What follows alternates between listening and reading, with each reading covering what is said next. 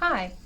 So now I'd like to talk to you about the Big Bang Theory, the cosmic microwave background radiation, and the expansion of the universe known through Hubble's law. So to start with that, we can go in historical order and talk first about Edwin Hubble.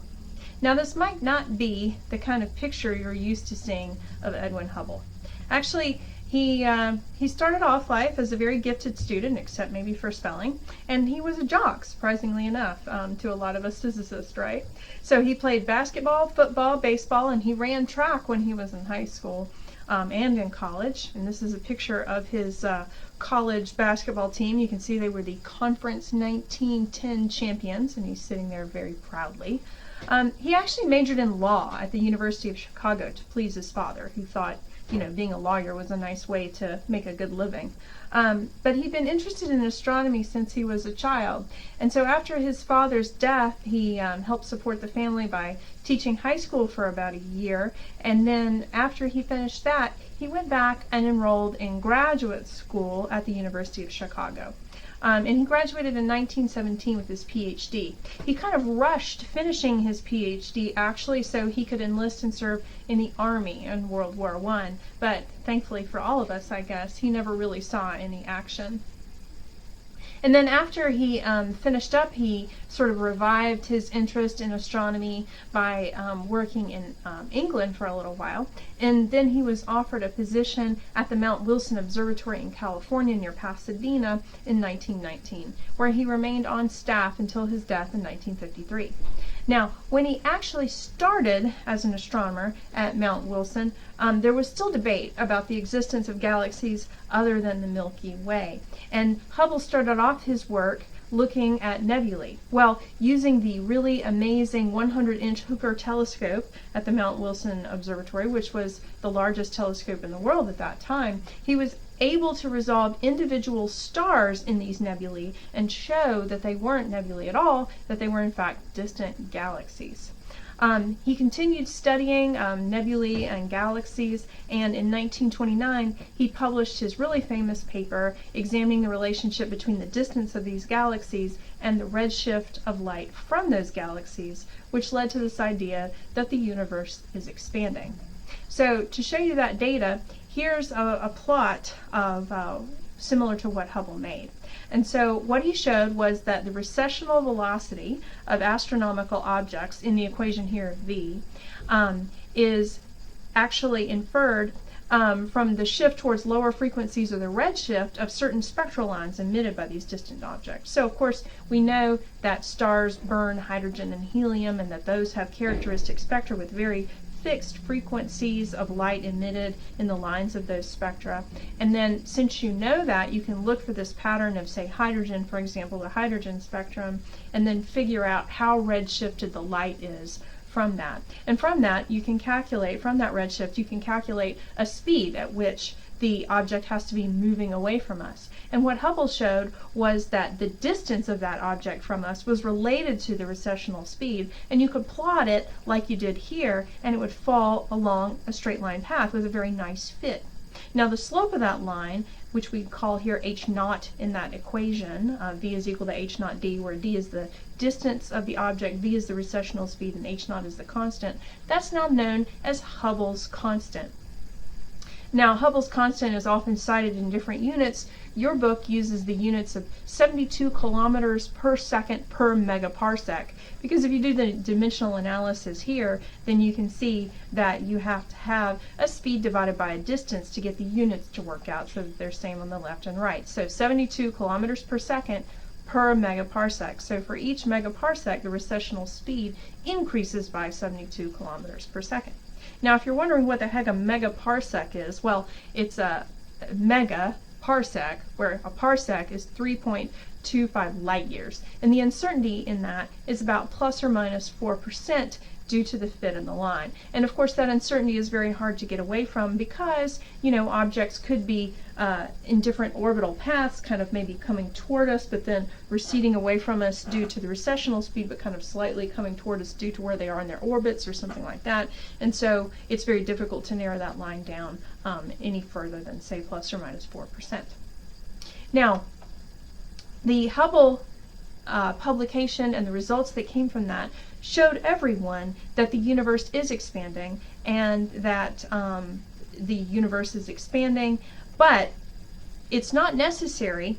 Okay, you might think at first that that would mean that we're at the center and everything is moving away from us, and that's not necessary. If you take the cosmological principle, which states that the universe is isotropic, in other words, it looks pretty much the same no matter where you're at, then what it really is saying is that everywhere is expanding. Space itself is expanding. And you can think of this as being, say, on the surface of a blowing up balloon, or maybe in the middle of a loaf of bread, right? So if the whole object itself is getting larger, then no matter where you are in the object, it looks like everything is moving away from you. Okay, so that's the cosmological principle and how we know that the universe is expanding everywhere. Okay? Now, this idea of the expansion of the universe was accepted. And in 1948, there were two different theories that were developed to explain the expansion of the universe. And those were known as the Big Bang theory and the steady state theory. The Big Bang held that as the universe expands, that the density of the universe drops. In other words, there was a certain amount of stuff in the universe, and at first that stuff was packed more tightly together, and then as the universe expands, there gets to be less stuff per unit volume, right? So what that would mean is that in the past, the universe was much denser and hence much hotter than it is now. However, there was an alternative theory, the steady state theory, and that postulated that the density of the universe has always been about the same, about what it is now, and as it expands, new matter is created to fill this space in order to keep the density and the temperature more or less constant. So George Gamow and some of his colleagues developed this Big Bang theory. And the theory states that the universe then must have had a beginning, right? And that at that point, the universe was super hot and super dense. And then after that beginning, it was so cataclysmic, in other words, the laws of physics were so different at the beginning of the universe that maybe there wasn't even such a concept that we have now as time. That everything was just together in one big blob. And so to talk about what the universe was like before the Big Bang is sort of nonsensical because there wasn't any time before the Big Bang. So it's impossible to look back beyond that point. Also, during the first few minutes after the creation of the universe, all four interactions, the four fundamental forces that we think of, they were all unified and contained in something called a quark-gluon plasma. And then as time increased and the temperature decreased, these forces separated, decoupled from one another, matter and energy decoupled from one another, and eventually became the universe that we see today. Now, George Gamow was actually a really interesting guy. He was a really funny person, very, very witty. He worked in a whole bunch of different fields. He was sort of a Renaissance man. He worked in nuclear physics, astrophysics, cosmology, and even dabbled a little bit in biology from what I've heard.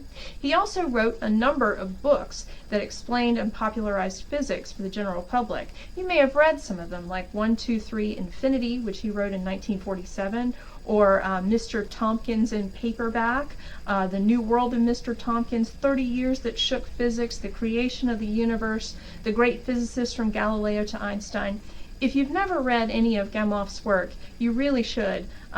It's pretty great. 1, 2, 3, Infinity is a very inspiring book that got a lot of physicists, current physicists, inspired and helping them to decide that to become physicists. And if you like history of physics like I do, then you'll really enjoy books like 30 Years That Shook Physics or The Great Physicists from Galileo to Einstein. So I highly recommend his work. Now, at first, until the 1960s or so, there was really no way to choose a theory, the Big Bang theory or the steady state theory, because there wasn't a lot of evidence to support one hypothesis over the other. Now, the biggest difference between the steady state and Big Bang theories was this idea that the universe was much denser in the past, and of course, denser means hotter, because as something expands out due to adiabatic expansion, it'll cool off, okay? Now, if this were true, if the Big Bang theory were true, then you could calculate the point at which the temperature and density were low enough to permit photons to propagate through space when matter and energy decouples. You could figure out what the temperature was at that time, and hence predict what the blackbody radiation curve would look like at that point. And then, given the expansion of the universe and the amount of time that passes, you could predict what that curve would look like today due to the redshift from the expansion of the universe, okay? So that would end up being where it would be today, in other words, would be in the microwave region. The peak would be in the microwave region of the spectrum, the electromagnetic spectrum. Well, in the 60s, these two guys, Penzias and Wilson, they were radio astronomers that were working at Bell Labs. And they were using a specially designed low noise antenna to do some work in radio astronomy. But they kept getting this really annoying noise, this annoying constant signal. Shh. And they couldn't get rid of it no matter what they did. And then they realized that this was not noise, that this was real. Okay, this was a real signal, and it turned out to be the cosmic microwave background radiation left over from the Big Bang. And for that discovery, they received the Nobel Prize in 1978 because it helped to confirm George Gamow's Big Bang theory. Now, because of the rapid expansion and the cooling of the early universe, matter decoupled from radiation at a temperature of about 3,000 Kelvin. Now that black body radiation characteristic of 3,000 Kelvin several billion years ago has today redshifted due to the expansion of the universe to about 3 Kelvin today, okay? Now there have been some satellites since Penzias and Wilson's work. Of course, it's better to send up a satellite because then you don't get blockage due to our atmosphere or noise from nearby sources. So it's better to send up a satellite and measure it from there. And so there have been a few satellites, a couple of really important ones since then, actually COBE, or the Cosmic Background Explorer, and the WMAP satellite. Well, COBE brought back measurements, satellite measurements, that were over a lot larger frequency range than Penzias and Wilson's, and also a lot less noisy. And so they were able to target in and figure out that the cosmic microwave background radiation, it's nearly isotropic, coming from all areas of the sky. It's about 3 Kelvin in temperature. If you map it out, and you can Google this, you can see it. We'll talk about it more in a later lecture. There's small variations in this microwave background radiation, these small variations. These temperature variations correspond to about 0.0003 Kelvin, and these initially small variations were fluctuations in the density of the material in the universe, and those small fluctuations in the density in the material of the fabric of the early universe led to sort of clumping of matter and the formation of stars, galaxies, and everything that you see around you today. So, the Big Bang Theory was confirmed. 3 main things confirmed it, yet again. Hubble's observations really showed that the universe is moving apart from one another at high speeds, leading to the postulate of these 2 different theories. But when the cosmic microwave background radiation was discovered in the 60s, then that sort of did away with the steady state hypothesis, because it was confirmed that at one time the universe was much hotter and denser than it is now. A third thing that we really didn't talk about in this lecture, but that does confirm the Big Bang Theory, is that the predictions of the primordial nucleosynthesis of the elements agree very well with the known abundance of elements in the universe today. In other words, we know we have a certain percentage of hydrogen and a certain percentage of helium and a certain percentage of all these other things within our known universe now. And if you go back and you do the calculations, then you can figure out that it had to be that way based on the evolution of the universe. Okay, so what is this evolution of the universe that I've been talking about? Well, during the first 10 to the minus 43 seconds after the Big Bang, we have no theories because the known laws of physics don't apply, okay? All the fundamental forces were unified, everything was all one, and so we really don't have any way of predicting what it was like, because the physics that we know existed only later than that. So in the beginning, though, the universe most likely had an infinite mass density and a 0 space-time curvature. And the size of the universe by the time 10 to the minus 43 seconds was over was probably less than 10 to the minus 52 meters. which is pretty amazing if you think about it, given that a proton is about 10 to the minus 15 meters. The four fundamental forces of strong, electromagnetic, weak, and gravity were all unified into one force, and the temperature was probably about 10 to the 30th Kelvin. Now, to put this in perspective, the sun, the interior of the sun, is what, 5,000 Kelvin? So maybe that helps. Okay, now, during the time between 10 to the minus 43 seconds and 10 to the minus 35 seconds, the universe expanded a lot to a size of 10 to the minus 30 meters. The temperature dropped to a balmy 10 to the 28th Kelvin, and gravity separated as the first distinct force. After that, from 10 to the minus 35 seconds to 10 to the minus 13 seconds, the strong force separated out too. Quarks and leptons formed, as well as their antiparticles, and the universe at that moment was a hot soup of electrons and quarks. The temperature was 10 to the 16 Kelvin, and the size was about 10 to the minus 1 meters. From 10 to the minus 13 to 10 to the minus 3 seconds, the quarks bound together to form neutrons and protons, and the temperature was 10 to the 15th Kelvin. The electromagnetic and weak interactions lost their symmetry below about 100 GeV, and the temperature dropped below 10 to the 11th Kelvin to a size of 1,000 meters, and the four forces of today became distinct.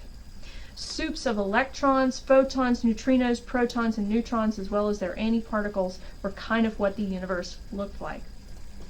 From about 10 to the minus 3 seconds to 3 minutes, the universe cooled to 10 to the 9th Kelvin so that deuterons could form, and that was the beginning of nucleosynthesis. The universe had a size of about 10 to the 10th meters at that point. So you can see the expansion was super rapid, growing by about 60 orders of magnitude in the first 3 minutes of the universe's life. During 3 minutes to 300,000 years, helium and other light atomic nuclei formed by nucleosynthesis, and the temperature cooled to 10 to the 4th Kelvin and expanded to a size of 10 to the 21 meters. The universe consisted primarily of photons, protons, helium nuclei, and electrons. And then we enter the age of the matter-dominated universe. From 300,000 years of age of the universe to the present, the universe finally cooled enough so that electromagnetic radiation decoupled from matter. At about 3,000 Kelvin, the temperature was low enough that protons could combine with electrons to form hydrogen atoms. Photons could then pass freely through the universe. So, this point, 300,000 years old, this is where the cosmic microwave background radiation comes from. Okay? And it continues today as the redshifted 3 Kelvin microwave background. So that was the universe in a nutshell in what, 2 minutes or so? The whole history of the universe in 2 minutes. Anyway, I hope you enjoyed that lecture. Be sure to read the sections of the textbook for more information. Some of the sources that I used were Thornton and Rex's Modern Physics, Crane's Modern Physics. I got a lot of the history off Wikipedia and some other sources like the AIP's website, and the images have been credited on the slides in which they appear. Thanks so much for your attention, and I'll see you next time.